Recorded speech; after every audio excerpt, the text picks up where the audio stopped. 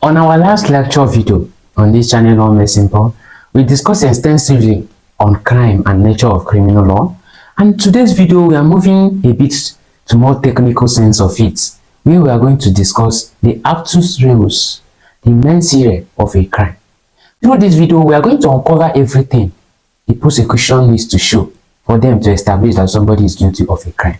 Remember, Section 131 of the Evidence Act made us understand that whoever comes before the court claiming that the court should rule on a particular matter must adduce evidence to show substantially that those facts is relying upon actually do exist. And still under the Evidence Act, the proof of criminal law is beyond reasonable doubt. Not beyond all reasonable doubt, but beyond reasonable doubt. And then there are differences between that. So we are going to consider a lot of things the prosecution needs to show as regards to Actus Reus and Mens Rea of a crime. If this thing is something that can aid you to understand better, that will come go and match you are reading from, any textbook you are reading from, be it in Nigeria, be it in Kenya, be it in South Africa, be it in Uganda, Cameroon, and so many other people that engage with our video here, I'm here to help you and provide clarity to your understanding of criminal law. By the way, my name is Kingsley Ifeanyichukwu, better known as King's Advocate, the founder of Law Made Simple academic network, where we share legal knowledge, where we share ideas. What I do on this channel is to help law students like me to, make it in this profession, to make the journey easier for them. If this is what resonates with you as a human being, as a law student, I encourage you to subscribe if you have not done so, and then turn on the notification button so that when we post a video, which most often happen Friday, Saturday, and Wednesday, you'll be able to receive it. Without further ado, I encourage you to like the video while we proceed. Please like the video, I'm begging you. Now, let us discuss extensively on criminal law. On this video, we are going to discuss the element of crime in criminal law with a particular focus on Actus Reus and Mens Rea. Basically, this topic is centered on criminal liability, and this is where the lecturer most often is going to test you as far as first semester criminal law is concerned. So understanding it is very, very necessary. And now, let's even talk about what is element of crime. What is element of crime? If we say element of crime, what do we mean? In a simple man understanding, element of crime simply refers to those essentials, those ingredients, those little things that are very, very necessary that you must prove to show that somebody can be guilty of a crime. When we say element, see it as ingredient. You can say ingredient of an offense. That means that without that in, you cannot say that a crime exists.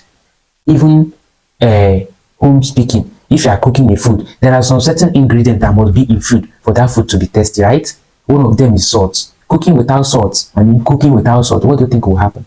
It will become not food or null and void. So this is what we are talking about. When we are talking about element of crime, we are simply referring to those things that must, as of necessity, be in place for you to say that Kingsley has killed somebody. Without it, question of Kingsley killing somebody cannot arise, and the court will not hold so.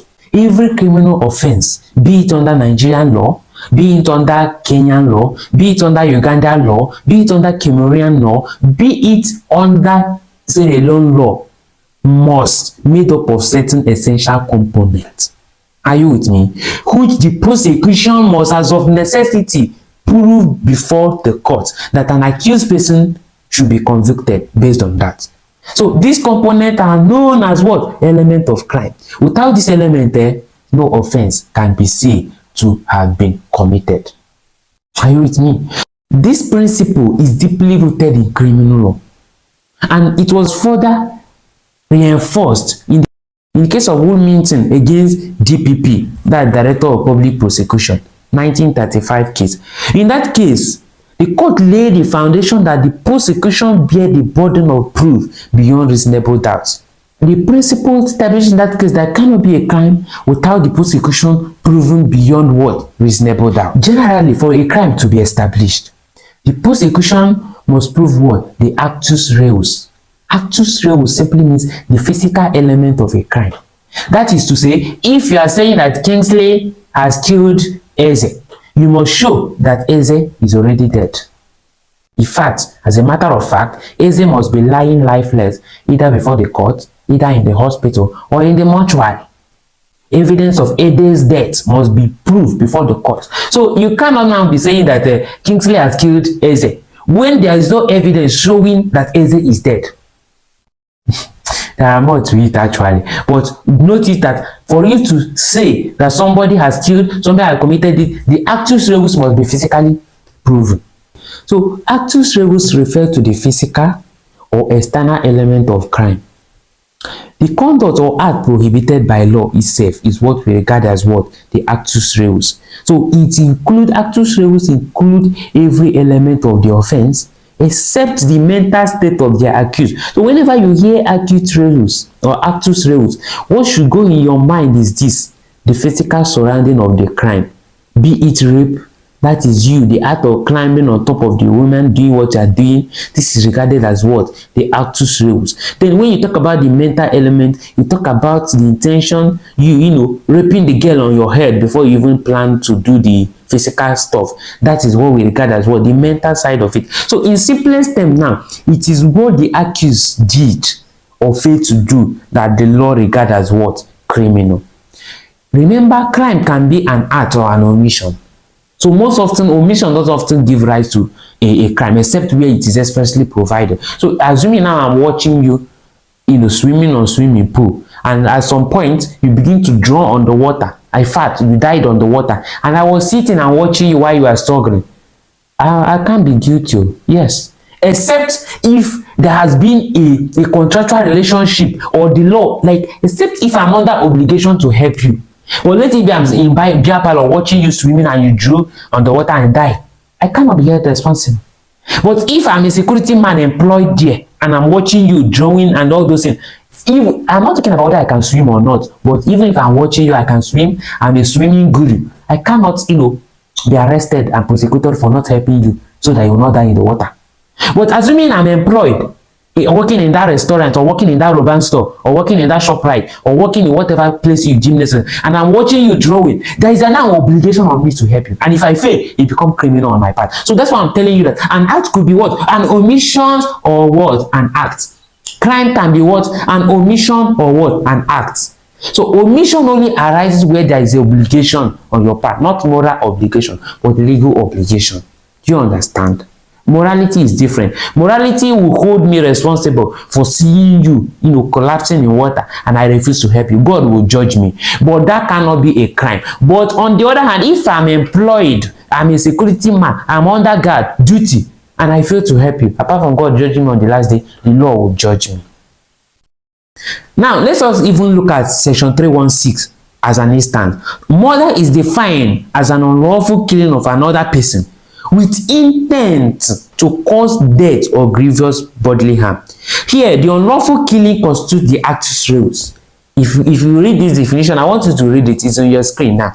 It defines murder as the unlawful killing of another person with the intent. Mark that word, with the word intent. That one is talking about what? Mens Rea, which we are still going to come and talk about. But what we are now referring to, we are dealing with Actus Reus. So our emphasis is focused on the word unlawful killing. You must have killed. You must have taken physical action, be it from knife, be it from poison, be it from whatever, be it from gun, be it from cutlass, whatever, to have killed. That is a physical element. Then the next one is the Mens Rea. That is the guilty mind. The issue of Actus Reus is not actually a problem before the court because it's so easy to prove. If you are claiming that somebody has stolen something, you just allude to it that he was caught while stealing it, or he was caught with the iPhone. If you are proving that somebody has killed somebody, it's as good as going to mortuary, tendering all these things. That's why when something happens, the police will come with a picture. They will take the dead body to the mortuary. They don't just leave somebody who is dead for the people to. That's why I even noticed that when something happens, police don't often allow the deceased to bury the person immediately when the matter is in the court. Because of this principle, they must show, because before you know it, the accused start arguing that even the Kamsi you're accusing me of killing is still not dead. How on earth are you telling me that because you hold that I'm guilty? So that's why the police are very, very careful, because to prove that somebody has killed somebody, there must be dead body. Without dead body, except where the person have destroyed the corpse of the, there is more to it. I don't want to bother you to that. We shall get to that with subsequent videos and tell you how it works. Now, so let us now proceed to the mental element. This, like I told you, is where the whole contention and first semester will be based upon. So pay key attention. So the mens rea of a crime refers to the guilty mind, refer to the intent, refer to the the foreshadowing of your act. Remember, before you do anything on this earth, you must have thought of it. Is that thought is what we are trying to discover now? That is the mens rea. Now, the guilty mind, that is the mens rea, is also where the whole problem is going to come from. That is where the whole bone of contention of first semester criminal law is concerned, because this is where the whole thing, here is where you get the problem question. Here the whole confusion is going to come from, because even the devil, according to the devil, knoweth not the heart of man. The devil knoweth not the heart of man. You can imagine devil in his own power or closeness to God, in power wise, don't know the heart of man. How come you, the judge or the lawyer, will know the heart of man? So this is where the problem comes from, because we, the lawyers, we, the judges, we can't actually tell what the accused have in mind, but the court gave us something to work with. In Anthony and the state, we must look at what? The conduct of the party. Though we know not the heart of man, but God has given us intellect to look and see that this person was actually intending to commit a crime. And even though we cannot know your heart, we can presume and attribute that you have the intention to kill. Are you with me? So that is what this, basically this principle is all about, element of crime. And with the course of this lecture, you are going to understand real time how it operates.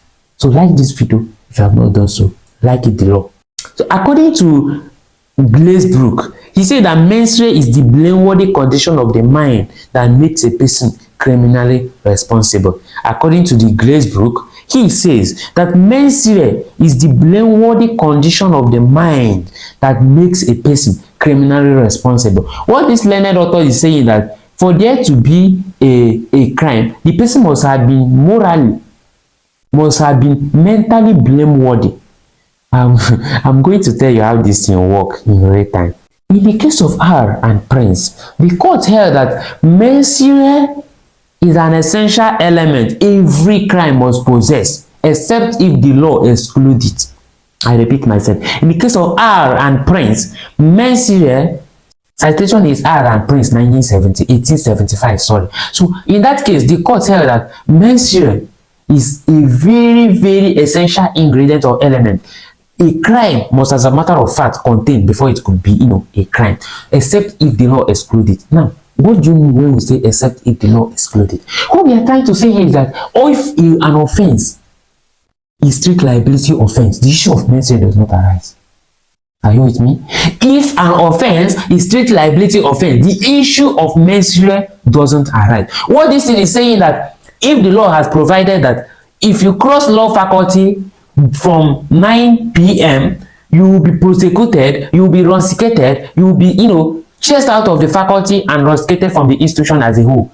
If you step in there, whether you are going there to bring your bag, whether you are going there to get your note, whether you are going there to look for your phone, whether you are going there to do whatever at that time, this is your intention. This is your motive, if you like. What matters is the statute or the law provides that nobody should cross on any circumstances whatsoever when it is 9 p.m. Once you cross it, you have committed what we regard as what? Strict liability offense. And strict liability means that the offense is strict in liability, and the court will convict you. Whether you have the intention, whether you have the motive, is immaterial. Are you understanding what I'm saying? Can you get what I'm saying? Can you make sense of what I'm saying?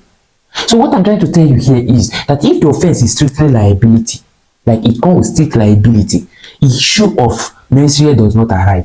But most often, 99% of our laws is not strict liability in application, because the court are aware and the law are aware that men are human beings with emotion. Men are human beings born of psychological need. So the courts take note of the fact that something can happen based on something. So because of that, the court must check your mind to know your intention. So, but some offenses, as a matter of necessity, due to the sanctity of, most often before offense can be strict liability, it must be that extreme side. The law is trying to save something very special, so they will make it a strict liability offense. For instance, under Official Secret Act, there are some certain places you don't enter, and if you enter there, the law knows the importance of you not entering there, because if you enter, they are going to see what you are not supposed to see. You are going to see the military power of Nigeria. You are going to see the military power of the United States. So most often, the court will prohibit anybody from crossing that vicinity. Official Secret Act is something you are going to treat in second semester. in criminal law. So the law knows that this is very, very important, and if you cross here, it's going to be to the detriment of the society. So the court will make it a strict liability offense, meaning that if you cross there to save your mom, to save your wife, to do whatever, the law is going to punish you. You see, this is in extreme cases the law will make an offense strict liability. Are you with me? Please like the video. In R against Thompson 1889, the court also held that a person should not be convicted of a crime except if the person's act is accompanied by guilty mind. So what this thing is saying is, let us assume that two of us were sleeping in the hostel, and then I was lying, now as student, possibly we are pressing phone and then fall asleep. Then I was lying, and then we just slept anyhow. You slept this way, I slept this way, because we are pressing phone and then fall asleep. Then in the night, I didn't dream. I was in a dream. I was something, that kind of thing now. I didn't, Jesus. I was doing my leg like this, and unfortunately, you were lying like this. I used my leg in that fall. Jesus, leave me. I used my leg and then punch your ear, like blow. I hope you know that if somebody give you a blow here, a very terrible blow here, it could lead to your death. So I did blow you, that kind of sleep now, hallucination. But I blew you here. Before you know it, you die. Have King's advocate committed a crime? That is the question. Have I killed you? As a criminal law student, have I killed you? Can I be convicted? Before you know it, the police will come to the hostel. Before you know it, the police will arrest me. Before you know it, I will be taken to correctional center. Before you know it, I will be taken to court. Before you know it, the issue will be whether I've killed you. Abdullahi watching this video. So now the question will be, that is where my own defense lawyer will come in. Remember, the police were not there. They don't know what happened. The school management were not there. The only people that could be there is just those, hostel roommates and the news that are spreading across that I killed. So I will then talk to my lawyer. My lawyer will then raise this defense for me. They will then try to talk about the Mens Rea. The issue is no longer whether I killed because there is dead body. The issue is now whether I was the act of me sleeping and sleeping. That is what we call sleeping or sleepwalking. Sleepwalking is what we call it. So I was sleepwalking and then killed you. So the issue is no longer whether I killed, my lord. The issue is whether I have the intention to kill you. And before God and man, I didn't have intention to kill you. It was by an accident. I was sleeping. I was sleepwalking. I was fighting spiritual phenomenon, and it happened that I end up fighting you physically. You died. So do you think, on principle of justice, that I should be convicted? Obviously, I should not be convicted because it was not intended. So this is what we mean by Mens Rea. This is what Aaron Tolson is talking. This is what Aaron Prince is talking. Charis against eroticism. This is what he's still talking about. That for an act to give rise to a crime, there must be a corresponding intention to commit that crime. Are you with me? And let me just give you a brief tips of what you should know about here. My plan for you here is for us to succeed. That's why I'm giving this energy. That's why I'm putting up this time for you. So what you should know here is how you will be tested under this ground is you will understand to what extent somebody could be guilty of a crime. That is what you are required to know. The physical elements have told us that there must be dead body, there must be the act itself. Then the mental element is telling you that dead body is not enough, rape is not enough. There must be corresponding other things to convict such persons. You are with me? So under this heading, they are going to be presented with problem questions. Just like example I gave you, sleepwalking in my hostel and then kill somebody. If this thing turned out to be a problem question, you could be called to analyze this thing. You could be called to give answer to this thing. So the question is, how are you going to approach it? That is where the knowledge of this thing are very important. So what we have succeeded in doing today is to examine the Actus Reus in juxtaposition with the Mens Rea. In our next subsequent video, which depending on the time you watch this, you can click above at the end of this video to see if it's already available. What we are going to then consider is what? The aspect of Mens Rea. We have talked about the Actus Reus. Mens Rea come with aspect. That is, should I say, for the sake of your understanding, types of Mens Rea. We are going to know how it applies. There are different between intention, there are different between recklessness, and there is something between negligence. They are different. So these are things you are going to know, and I'm here for you. So that is what you are going to treat in next video. I encourage you to subscribe, and next Saturday, Friday, you are going to receive a video that will further buttress more on many topics. Please share the video with your course mates. I really appreciate it.